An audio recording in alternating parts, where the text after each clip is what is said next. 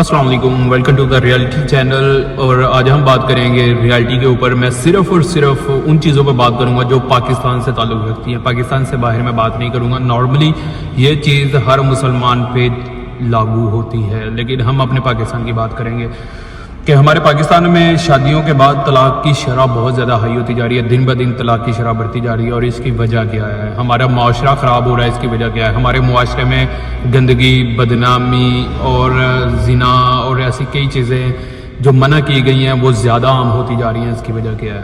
یا ہمارے معاشرے میں شادی کرنے کے بعد بھی لڑکے یا لڑکیاں باہر بات کرتے ہیں دوسری لڑکیوں سے، دوسرے لڑکوں سے۔ اس کی وجہ کیا ہے؟ تو اس کی وجہ اور کچھ نہیں ہے۔ اس کی وجہ صرف شاید یہی ہے کہ یا مرد عورت کو اس کے حقوق پورے نہیں دے رہا، یا پھر عورت مرد کو اس کے حقوق پورے نہیں دے رہی۔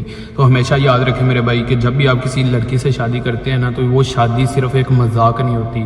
آپ نکاح کر کے اس کو اپنے گھر پہ عزت کے ساتھ لے کے آتے ہو اور اس کو کہتے ہو کہ آج سے میری زندگی جتنی میری ہے اتنی تمہاری ہے، اور وہ آپ کو کہتی ہے کہ جتنی زندگی میری ہے اتنی تمہاری ہے۔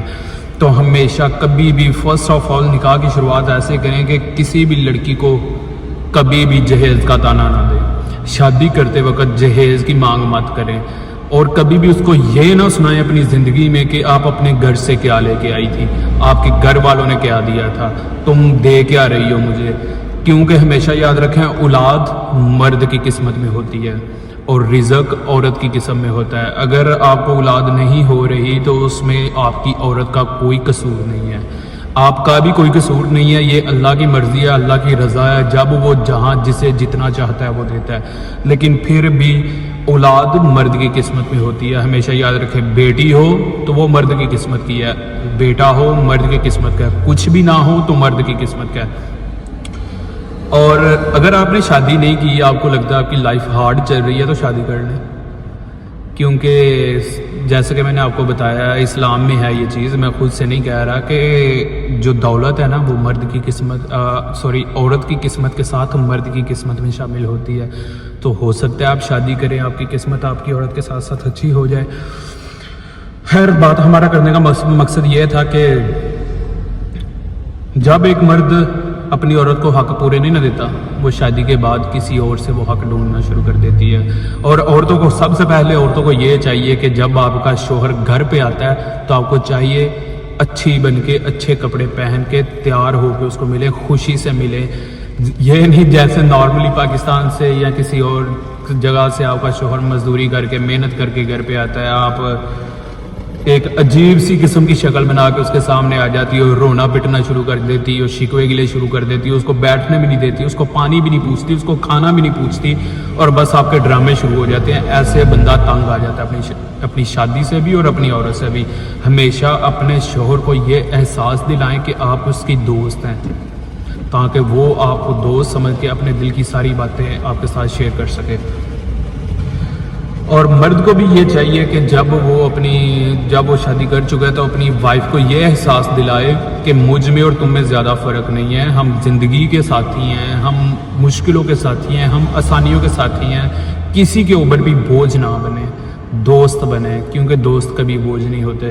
اور کبھی بھی یہاں پہ ایک بات آتی ہے کہ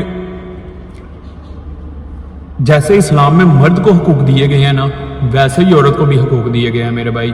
سب کو یہ پتہ ہے کہ مرد کے حقوق کیا ہیں۔ فار ایگزامپل، مرد اگر آپ اور ایک عورت کو خدا کے بعد سجدے کی اجازت ہوتی تو اسلام میں کہا گیا ہے کہ وہ اپنے شوہر کو سجدہ کرتی۔ اتنے بڑے اگر حقوق آپ کے شوہر کے ہیں تو سوچو اگر آپ اس کی تذلیل کرتی ہو، آپ اس کو بے عزت کرتی ہو، آپ اس کی بات نہیں مانتی، آپ اس کو دکھ تکلیف دیتی ہو، تو کتنا بڑا گناہ کر رہی ہو آپ۔ کہ جس مرد کو اگر سجدے کی اجازت ہوتی آپ اس کو کرتی، آپ اس کو ذلیل کر کے کتنا بڑا گناہ کر رہی ہو۔ تو اس سے بچیں۔ اور ایسے ہی جیسے مرد کے حقوق ہیں ویسے ہی عورت کے بھی حقوق اسلام میں دیے گئے ہیں۔ اور افسوس کی بات یہ ہے کہ ہمارے سارے مرد یہ تو جانتے ہیں کہ مرد کے شوہر کے کیا حقوق ہیں، لیکن بہت کم لوگ شاید یہ جانتے ہیں کہ جیسے مرد یا شوہر کے حقوق ہیں ویسے ہی عورت کے یا بیوی کے بھی حقوق ہیں، اسلام میں دیے گئے ہیں۔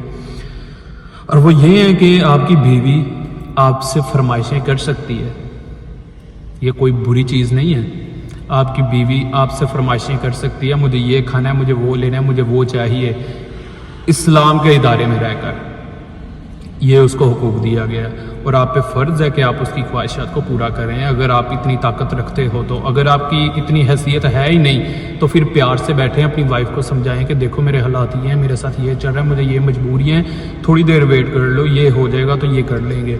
ایسے آپ کی بیوی بھی سمجھ جائے گی، اور اس کے لیے ایک اچھی بیوی کا ہونا بھی ضروری ہے۔ تو امید کرتا ہوں، دعا کرتا ہوں آپ سب کو اچھی بیوی نصیب ہو۔ تو آپ کی بیوی آپ کے ساتھ فرمائشیں کر سکتی ہے، آپ کو اچھا برا بتا سکتی ہے، آپ کو اچھی بری چیزوں سے روک سکتی ہے، آپ کو آپ کی زندگی کے بارے میں حقیقت بتا سکتی ہے، وہ حقیقت جو کسی نے آپ کو شاید نہیں بتائی ہوگی۔ اور عورت سے شادی کر کے ہم کسی بھی عورت پہ کوئی احسان نہیں کرتے بھائی، ہماری ضرورت ہے شادی کرنا، آپ کو پتہ ہے ہم نے اس سے نسل بڑھانی ہے، اپنی بچے بنانے ہیں، اپنے گھر چلانا ہے، اپنا فیوچر بنانا ہے۔ ہمیں ایک پارٹنر چاہیے ہوتا ہے ہمیشہ زندگی میں، ہم اپنا ایک پارٹنر لے کے آئے ہیں، ہم نے اس پہ کوئی احسان نہیں کیا شادی کر کے۔ تو کبھی بھی اپنی وائف کو یہ تانا زندگی میں بھول کے بھی مت دینا، بھول کے بھی مت دینا کہ تم نے مجھے دیا کیا ہے، تم لے کے کیا آئی تھی، تمہارا جہیز کہاں ہے، تمہارا جہیز اتنا کم کیوں ہے، تمہارے گھر پہ یہ ہے، تمہارے گھر پہ وہ ہے۔ بھائی جب وہ شادی کر کے آ گئی ہے نا، اب آپ کا گھر اس کا گھر ہے، جو آپ کماتے ہو، جو آپ کے گھر پہ ہے، وہی وہ اس کا حق ہے۔ آپ کی کمائی پہ، آپ کی زندگی پہ جتنا حق آپ کا ہے اتنا آپ کی وائف کا ہے۔ کبھی بھی غلطی سے اس کو جہیز کا تانا نہ دیں، اور کبھی بھی شادی کرتے وقت یہ شرط نہ رکھیں کہ جہیز میں یہ چیزیں چاہیے، کیونکہ اسی وقت آپ اپنی بیوی کے، اسلام کی اور اس کے خاندان کی نظروں سے گر جاؤ گے۔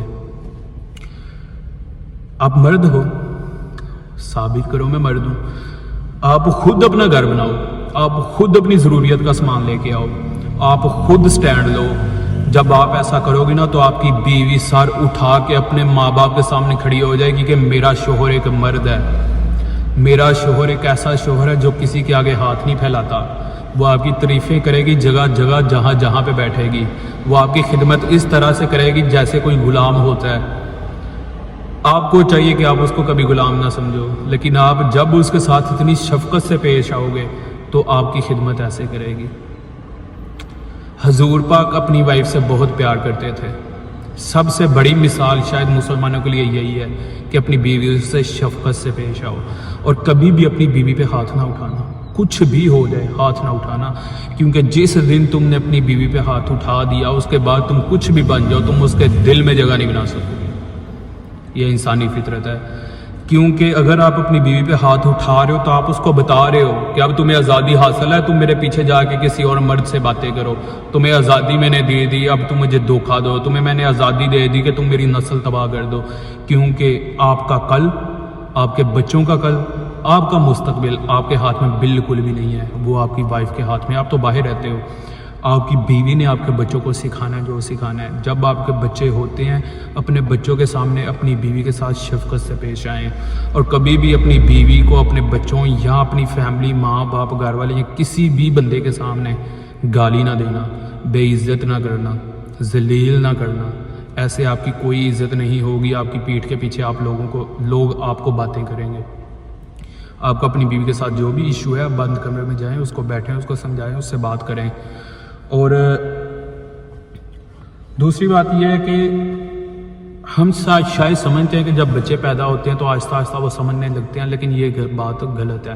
جب آپ کے بچے پیدا ہو جاتے ہیں تو وہ آپ کو آبزرو کرنا سٹارٹ کر دیتے ہیں۔ آپ اپنے ماں باپ سے، اپنے بہن بھائیوں سے، اپنی بیوی سے کیسے کیا باتیں کرتے ہیں وہ بچے آبزرو کرتے ہیں۔ جب وہ بڑے ہوتے جاتے ہیں، جو انہوں نے آپ لوگوں کو کرتے دیکھا ہوتا ہے وہی کچھ کرنا سٹارٹ کر دیتے ہیں، اور پھر جا کے آپ کہتے ہو یار بچے برے ہیں، یار بچے ایسے ہیں، یار بچے وہ تو بغیرت ہیں، یا بچے پتہ نہیں کیسے ہیں۔ تو میرے بھائی، جو آپ ان کو بچپن سے سکھاتے آئے ہو، دکھاتے آئے ہو، وہی وہ کر رہے ہیں۔ تو اس لیے جب آپ کے اولاد پیدا ہو جائے تو آپ خود کو چینج کر دیں۔ اگر آپ چاہتے ہو آپ کو وفادار وائف چاہیے تو پہلے خود وفادار بنیں۔ باہر عورتوں سے بات کرنا شادی کے بعد، یا کسی کو چیٹ کرنا، اپنی وائف کو چیٹ کرنا، یہ آپ اپنے ذہن میں رکھ کے کسی عورت کے ساتھ چیٹ کریں کہ اگر آج آپ یہ کر رہے ہو تو کل کو آپ کی وائف آپ کے ساتھ یہ کرے گی، اور اس وقت آپ اسے کچھ نہیں کہہ سکو گے، روک نہیں سکو گے۔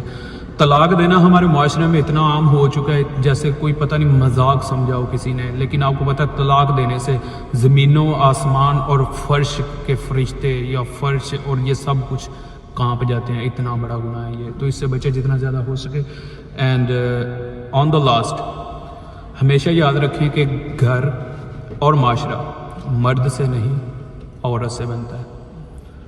مجاہد جو بنتے تھے پہلے وقتوں میں عورتوں سے بنتے تھے، کیونکہ وہ شروع سے ان کو دینی تعلیم دیتی تھی، دنیاوی تعلیم دیتی تھی، اچھا برا بتاتی تھی، صحیح غلط کی تمیز سکھاتی تھیں۔ تو اپنی عورت کو ایسے ٹریٹ کرے جیسے آپ چاہتے ہو کہ کل کو آپ کی اولاد آپ کو ٹریٹ کرے۔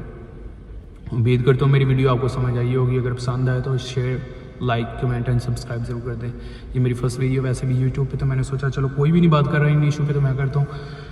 پھر ملیں گے ایک نئی ویڈیو میں ایک نئے ٹاپک کے ساتھ۔ تھینک یو، اپنا بہت زیادہ خیال رکھیے گا، اللہ حافظ۔